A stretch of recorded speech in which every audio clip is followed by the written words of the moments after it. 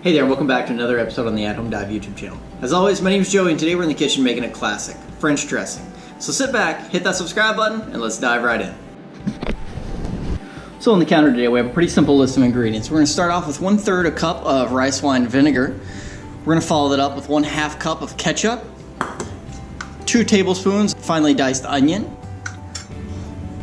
1/8 teaspoon of paprika, 2 teaspoons of celery salt, 1 teaspoon of whole grain mustard, 1/4 cup of sugar, and 1/2 cup of oil.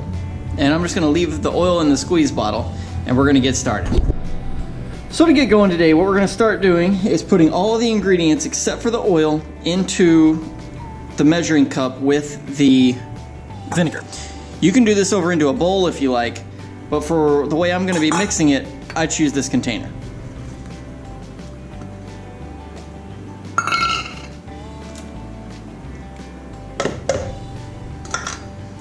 Now that everything's in there, you can whisk this together really well if you'd like, or we're just gonna hit it with a blender real fast.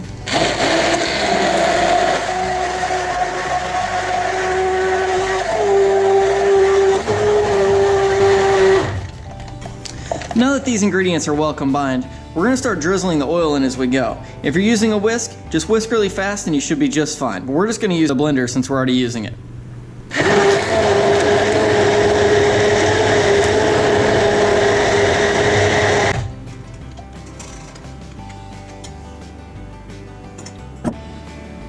Once the oil is combined in and nice and smooth, you see how the color is lightened up a lot and it's nice and creamy and rich.